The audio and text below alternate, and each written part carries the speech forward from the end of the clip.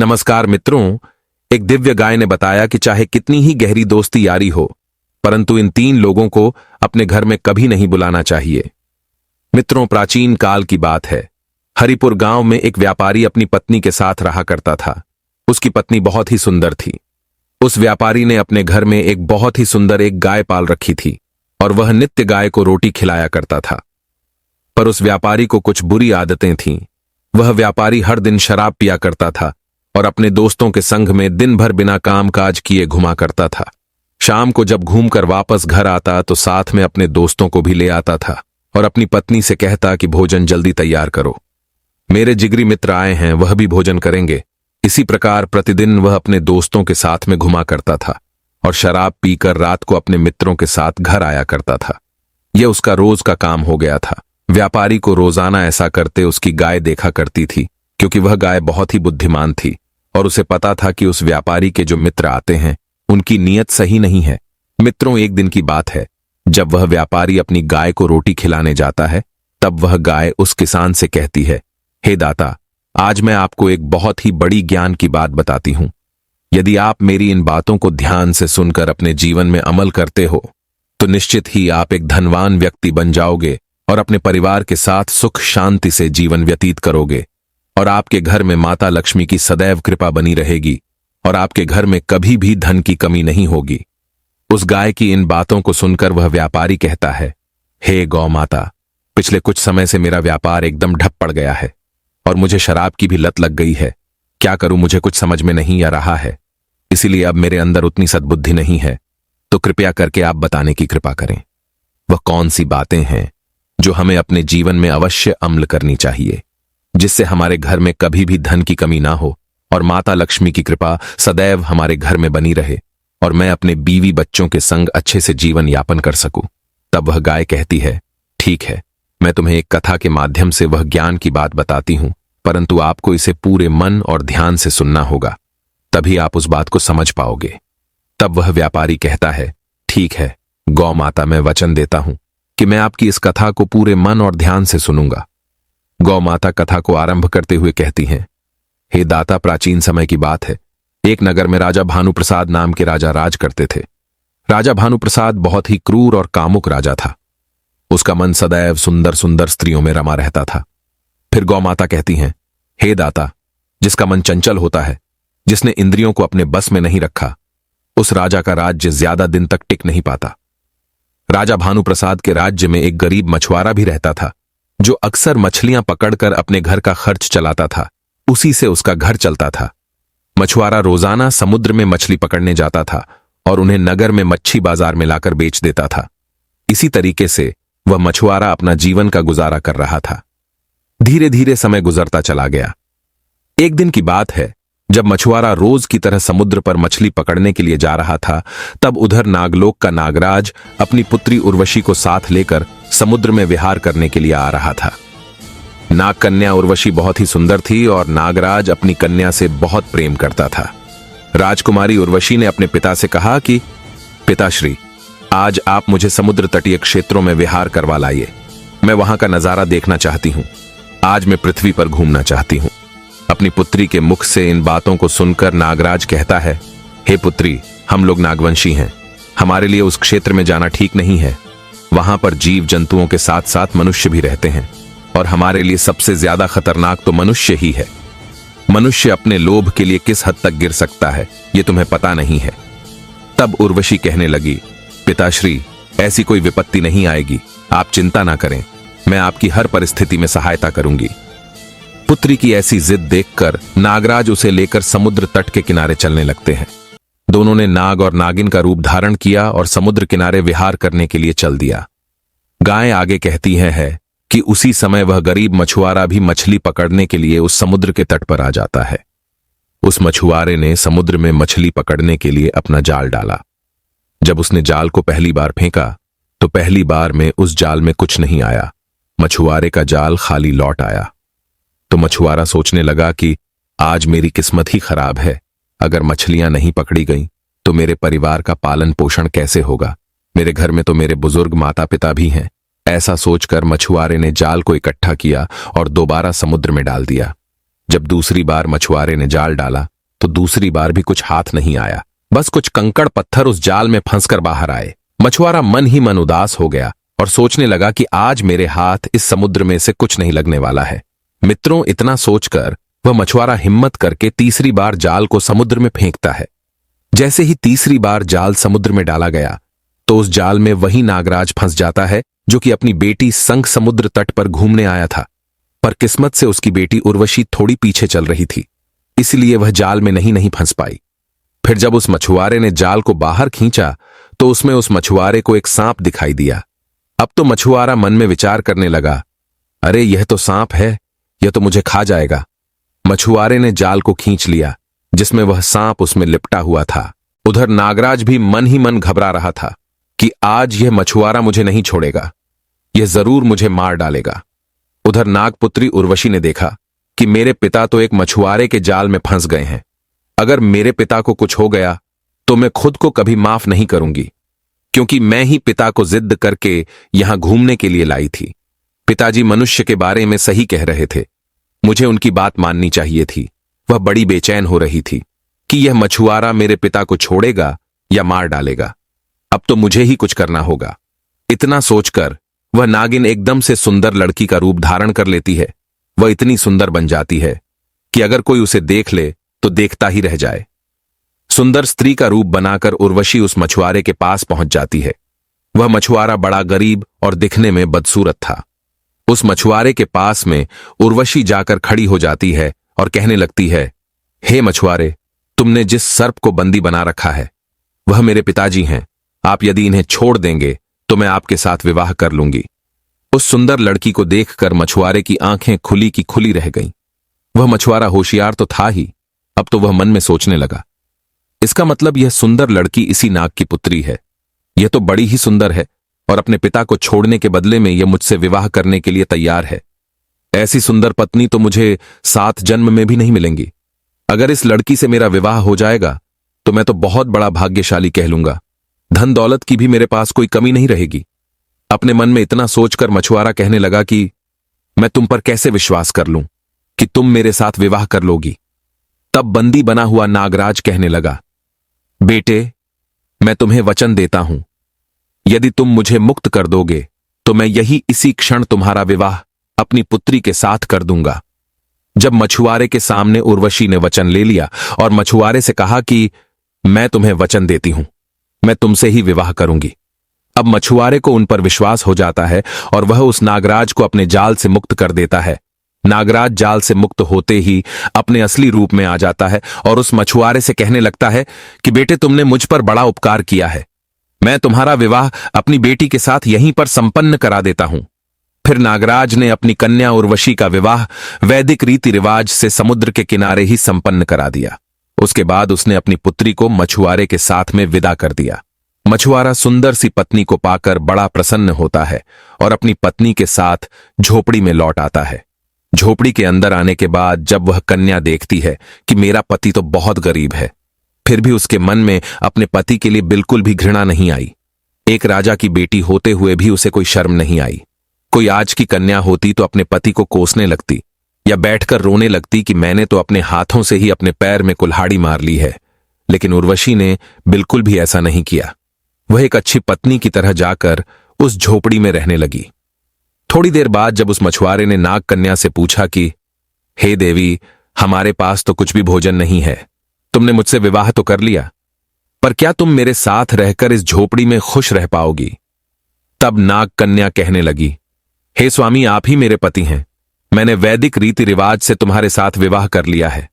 स्वयं मेरे पिता ने कन्यादान किया है और अब आपका हर तरह से सहयोग करना मेरा धर्म है। आपके हर सुख दुख में साथ देना मेरा कर्तव्य है। आप जहां पर जो काम करेंगे मैं उसमें आपकी सहायता जरूर करूंगी। आपको कभी कोई कष्ट नहीं दूंगी। मित्रों, आगे वह गाय कहती है, इसी प्रकार वे दोनों अपनी झोपड़ी में रहने लगे। मछुआरे का तो प्रतिदिन एक ही काम था। मछुआरा समुद्र के तट पर जाता था और वहां से मछलियां पकड़कर उस नगर में बेचा करता था। एक दिन की बात है जब राजा भानुप्रसाद का एक सेनापति विहार करता हुआ घोड़े पर सवार होकर उस शहर में आ गया। चलते चलते वह उस मछुआरे की झोपड़ी तक पहुंच जाता है। तब उसने देखा कि उस मछुआरे के साथ में एक बहुत सुंदर राजकुमारी की तरह दिखने वाली एक स्त्री बैठी हुई है। उस मछुआरे की पत्नी को देखकर सेनापति अचरज में पड़ गया और सैनिक सोचने लगा कि इतनी सुंदर स्त्री, इसके सामने तो राजा की रानी की भी सुंदरता फीकी है। उसने वहां के पड़ोसियों से पूछा कि यह स्त्री कौन है जो मछुआरे के साथ बैठी है। तब लोगों ने बताया कि साहब, वह तो उस मछुआरे की पत्नी है, अभी कुछ दिन पहले ही तो उसकी शादी हुई है। सेनापति ने सोचा कि मुझे यह संदेश महाराज को देना चाहिए।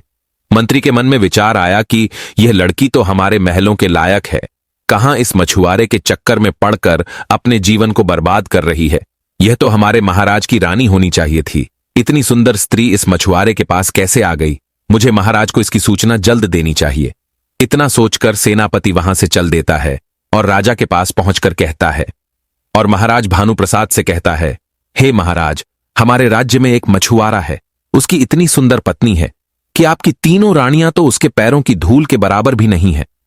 उसके चेहरे पर चंद्रमा के समान तेज चमकता है, गुलाब की कली की तरह वो कोमल है। उसकी सुंदरता की मैं जितनी प्रशंसा करूं उतनी कम है। दिखने में वो किसी अप्सरा समान है।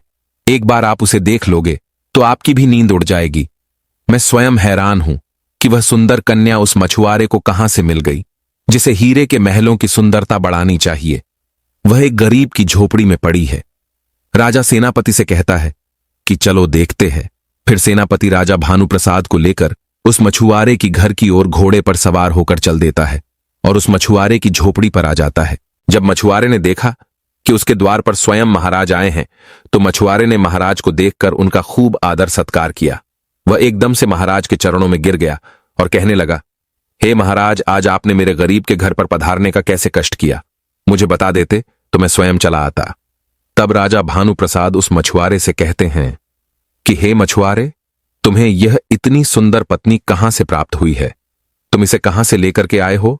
यह तो किसी राजा की रानी मालूम पड़ती है। राजा की बात सुनकर मछुआरा कहने लगा, हे महाराज, इसने समुद्र के तट पर मेरे साथ वैदिक रीति रिवाज से विवाह किया है। यह मुझे समुद्र किनारे मिली थी, अब यह मेरी पत्नी है। मछुआरे की बात सुनकर राजा कहने लगा, मछुआरे की इतनी सुंदर पत्नी नहीं हो सकती है। मेरे राज्य में केवल मुझे ही यह अधिकार है कि मेरी रानियां ही सबसे सुंदर स्त्रियां हो। इसलिए तुम्हारी यह पत्नी राजमहल में आएगी और हमारी रानी बनकर रहेंगी। इसके बदले में तुम्हें धन दौलत खूब दूंगा। राजा की यह बात सुनकर मछुआरा बहुत उदास हो गया और कहने लगा, हे महाराज, यह तो फिर अनीति हो जाएगी। यह सच है कि आप सर्वशक्तिमान हैं, जो चाहे वह कर सकते हैं, मगर यह धर्म नहीं है। तब राजा कहता है, सुन मछुआरे, तो अब हमारी 3 शर्त हैं। अगर तुम तीनों शर्तें जीत जाते हो तो यह स्त्री तुम्हारी रहेंगी, और यदि हार गए तो तुम्हें यह पत्नी राजमहल में भेजनी पड़ेगी और तुम्हें इस देश से किसी दूसरे देश जाना पड़ेगा। तब मछुआरा कहने लगा, हे महाराज, मैं आपकी शर्तों को कैसे पूरा कर सकता हूं? मैं एक साधारण गरीब मछुआरा हूं। तब राजा कहने लगा, नहीं नहीं, हम कुछ नहीं सुनना चाहते। यह राजा की आज्ञा है। अगर तुम्हें सुंदर पत्नी को रखना है तो हमारी शर्तों को मानना होगा। ऐसा कहकर महाराज और मंत्री दोनों वहां से अपने दरबार में चले गए। इधर मछुआरा उदास मन से अपनी पत्नी उर्वशी के पास पहुंचता है। उर्वशी ने जब अपने पति का चेहरा उदास देखा तो वह कहने लगी, हे प्राणनाथ, आपकी उदासी का कारण क्या है? क्या राजा की धमकी से आप डर गए? तब मछुआरा कहने लगा, हे प्रिय, मैं क्या करूं? मैं धर्म संकट में फंस गया हूं। वह राजा है और तुम तो जानती ही हो कि राजा जो चाहे वो कर सकते हैं। फिर मछुआरा आगे कहने लगा, हे प्रिय, मैं सच कहता हूं, यदि तुम मेरे पास रहोगी तो राजा हमें रहने नहीं देगा। राजा हमें मार डालेगा। इसलिए मैं तुमसे आग्रह करता हूं कि तुम महाराज के महलों में चली जाओ। तुम्हारा जीवन भी स्वर्ग हो जाएगा और मेरी जिंदगी भी बच जाएगी। मछुआरे को अत्यंत चिंतित देखकर नागकन्या उर्वशी कहने लगी, हे पतिदेव, आपने कैसे कह दिया कि मैं राजा के साथ चली जाऊंगी? मेरा विवाह तो आपके साथ संपन्न हुआ है। स्वयं मेरे पिता ने तुम्हारे साथ मेरा विवाह किया है। मेरे लिए तो आप ही सर्वस्व हैं और आपकी झोपड़ी ही मेरे लिए महल है। मैं अंतिम सांस तक आपके ही साथ ही रहूंगी। मैं कभी आपका साथ नहीं छोड़ूंगी। तब मछुआरा कहने लगा कि हे प्रिय, फिर राजा की शर्तों का पालन कैसे होगा? राजा की शर्तों को पूरा कैसे किया जाएगा? तब नागकन्या कहती है कि देखो, तुम ऐसा करो, महाराज के दरबार में जाओ और राजा से उसकी शर्तों के बारे में पूछना और राजा से कहना कि हे महाराज, हम आपकी शर्तें पूरी करने के लिए तैयार हैं। अगर हमने आपकी शर्तों को पूरा कर दिया तो आपको भी इस देश से निकलना होगा और आपको राज्य छोड़ना होगा। शर्त हारने के बाद आपको भी इस राज्य पर राज करने का अधिकार नहीं होगा। उर्वशी की बातें सुनकर मछुआरे ने ऐसा ही किया। अगले दिन मछुआरा राजा के दरबार में जाता है और जब मछुआरा दरबार में पहुंचा तो राजा कहने लगा कि देख मछुआरे, हमारी पहली शर्त यह है कि हमने अपने महल में एक मुर्गा पाला हुआ है। यदि तुम्हारा मुर्गा हमारे मुर्गे को हरा देता है तो तुम जीत जाओगे, और यदि हमारे मुर्गे ने तुम्हारे मुर्गे को हरा दिया तो तुम्हारी पत्नी हमारे राजमहल में रहेंगी और तुम्हें देश से निकाल दिया जाएगा। राजा की शर्त सुनकर मछुआरा कहने लगा, हे महाराज, मुझे आपकी शर्त मंजूर है, लेकिन यदि तुम्हारा मुर्गा हार जाता है और मेरा मुर्गा जीत जाता है तो फिर आपको भी देश छोड़कर निकलना होगा। राजा कहने लगा, ठीक है, मुझे तुम्हारी शर्त मंजूर है। राजा ने शर्त मंजूर कर ली और पूरे शहर में ढिंढोरा पिटवा दिया कि कल महाराज का मुर्गा और मछुआरे के मुर्गा की लड़ाई होगी। अब तो जैसे ही दूसरा दिन होता है तो पूरे शहर की भीड़ दोनों मुर्गे की लड़ाई देखने के लिए वहां जमा हो गई। इधर मछुआरा बड़ा परेशान होता है कि मैंने अपनी पत्नी के कहने पर राजा से शर्त लगा तो ली है, लेकिन मेरा मुर्गा तो राजा के मुर्गे के सामने 1 मिनट भी नहीं ठहर पाएगा। उसने अपनी पत्नी नाग कन्या से कहा कि हे प्रिय, हमारा मुर्गा महाराज के मुर्गे से कैसे जीतेगा। तब उर्वशी ने कहा कि हे प्राणनाथ, आप चिंता मत करो, हमारा मुर्गा ही जीतेगा। मित्रों, फिर गौमाता कहती है, हे दाता, वह नाग कन्या इतना कहकर तुरंत नागिन के भेष में आती है और पाताल में अपने पिता नागराज के पास पहुंच जाती है और नागराज को सारी कहानी सुनाती है। नागराज कहने लगा, पुत्री, अगर ऐसी बात है तो तुम चिंता मत करो, मैं तुम्हें एक शक्तिशाली मुर्गा देता हूं। यह ऐसा वैसा मुर्गा नहीं है, यह दिव्य शक्ति वाला मुर्गा है। इसके सामने राजा के मुर्गे की तो औकात ही क्या है। पृथ्वी के सारे मुर्गे भी आ जाएं तो भी इसके सामने 1 मिनट भी नहीं ठहर सकते हैं। पुत्री, तुम इस दिव्य मुर्गे को ले जाओ। मित्रों, फिर उसका पिता अपनी पुत्री को वह मुर्गा दे देता है। अब नाग कन्या उस दिव्य मुर्गे को लेकर अपनी झोपड़ी पर लौट आती है। फिर मछुआरा उस दिव्य मुर्गे को लेकर राज दरबार में हाजिर होता है। चारों तरफ राज्य के लोगों का भीड़ भाड़ थी। वे सब राजा और मछुआरे के मुर्गे की लड़ाई देखने आए थे। दोनों मुर्गे लड़ाए जाते हैं। मछुआरे के उस दिव्य मुर्गे को राजा के मुर्गे के सामने मैदान में छोड़ दिया जाता है। वह दिव्य मुर्गा था। पूरे दिन तो क्या 12 महीने तक भी अगर वह लड़ता रहता तो भी वह नहीं हार सकता था। फिर राजा और उस मछुआरे के मुर्गे के साथ में लड़ाई शुरू हो जाती है। दोनों मुर्गों की घमासान लड़ाई होती है और कुछ ही समय में मछुआरे के मुर्गे ने महाराज के मुर्गे को पराजित कर दिया। फिर राजा के मुर्गे की हालत खराब हो गई और वह जमीन पर गिर पड़ा। इस प्रकार महाराज भानुप्रसाद की हार हो गई। चारों तरफ मछुआरे के मुर्गे की जय जयकार होने लगी। तब राजा और मंत्री दोनों कहते हैं, हे मछुआरे, हम शर्त नहीं हारे हैं। हमने तुमसे 3 शर्तें पूरा करने को कहा था, अभी हमारे 2 शर्तें बाकी हैं। तब मछुआरा कहने लगा, हे महाराज, आप अपनी दूसरी शर्त भी बताइए। तब राजा कहता है, हे मछुआरे, एक ऐसी टोकरी लेकर आओ जो टोकरी अपने नगर से बाहर जो नदी बह रही है उसके बहाव को उल्टा कर सके। टोकरी लगाते ही नदी उल्टी दिशा में बहने लगे, और यदि तुम नदी के बहाव को भी नहीं मोड़ सके तो फिर तुम्हारी पत्नी हमारे राजमहल में हमारी रानी बनकर रहेंगी। राजा की दूसरी शर्त सुनकर मछुआरा चुपचाप उदास मन से अपनी झोपड़ी की तरफ चल देता है। वह अपनी पत्नी नाग कन्या के पास आया और नाग कन्या से कहने लगा, हे प्रिय, हमारा मुर्गा लड़ाई में तो जीत गया, परंतु राजा ने एक और समस्या खड़ी कर दी है। तब नाग कन्या कहने लगी, कौन सी समस्या है, मुझे बताओ, महाराज ने ऐसा क्या कहा है। तब मछुआरा नाग कन्या को बताता है कि राजा ने एक टोकरी लेकर आने को कहा है जो नदी के बहाव को उल्टी दिशा में बहा दे। मुर्गा तो आपने कहीं ना कहीं से लाकर दे दिया, अब टोकरी कहां से आएगी। हमारे पास ऐसी कोई टोकरी नहीं है। लगता है हम राजा की शर्त पूरी नहीं कर पाएंगे। अब तो तुम्हें हमारे पास से राजा के महलों में जाना ही होगा। यह बात जब नाग कन्या ने सुनी तो नाग कन्या ने कहा, हे पतिदेव, आप घबराए नहीं, मैं यह भी उपाय कर दूंगी, तुम चिंता मत करो। ऐसा कहकर नाग कन्या तुरंत नागिन का रूप धारण करती है और फिर से अपने पिता नागराज के पास पाताल लोक में पहुंच जाती है। नागराज ने पूछा कि हे पुत्री, अब क्या समस्या आन पड़ी है। तब नाग कन्या उर्वशी कहने लगी, पिताश्री, आप नगर के राजा भानुप्रसाद बहुत ही नीच किस्म का राजा है। उसकी नजर मेरे ऊपर टिकी है। वह मुझे पाने के प्रयास में मेरे पति के सामने नई नई शर्तें रख रहा है। अगर शर्त पूरी नहीं हुई तो राजा भानुप्रसाद मुझे अपनी रानी बनाकर ले जाएगा। नागराज ने पूछा, पुत्री, इस बार तुम्हारी क्या इच्छा है? तो नागकन्या कहने लगी, पिताश्री, आप तो जानते ही हैं कि आपने स्वयं मेरा विवाह उस मछुआरे से किया है और अब वही मेरा पति परमेश्वर है। मैं उस मछुआरे को कदापि नहीं छोड़ सकती हूं। राजा ने दूसरी शर्त रखी है कि एक ऐसी टोकरी लेकर आओ जो नदी के बहाव को उल्टी दिशा में बहा सके। तब नागराज बोले, हे पुत्री, तुम चिंता मत करो, मेरे पास भगवान शिव की दी हुई एक दिव्य टोकरी रखी हुई है। उस टोकरी को आप ले जाइए। जैसे ही आप उस टोकरी को नदी में डालोगी तो नदी का बहाव उल्टा हो जाएगा। मित्रों, फिर नागकन्या उस टोकरी को लेकर अपनी झोपड़ी में चली आती है और अपने पति से कहने लगती है, हे पतिदेव, यह टोकरी आप जैसे नदी में डालोगे वैसे ही नदी का बहाव उल्टी दिशा में बहने लगेगा और आप जीत जाएंगे। दूसरे दिन लोगों की भीड़ नदी के किनारे एकत्रित हो गई। उधर वह मछुआरा भी अपनी दिव्य टोकरी लेकर उस नदी के किनारे पहुंच जाता है। तब राजा ने कहा, मछुआरे, तुम अपनी टोकरी को नदी में डालकर नदी के बहाव को उलटा करके दिखाओ। अगर तुम्हारी टोकरी ऐसा नहीं कर पाई तो तुम्हारी पत्नी फिर हमारी हो जाएगी। मित्रों, फिर उस मछुआरे ने अपनी टोकरी उस नदी में डाली तो नदी का बहाव उल्टी दिशा में बहने लगा। नदी का बहाव उल्टा हो गया। ये देखकर सभी लोग हैरान हो गए। सभी लोग कहने लगे, महाराज, मछुआरा जीत गया और आप हार चुके हैं। राजा भी जानता था कि वह दूसरी बार चुका है, लेकिन वह राजा था, कहां हार मानने वाला था।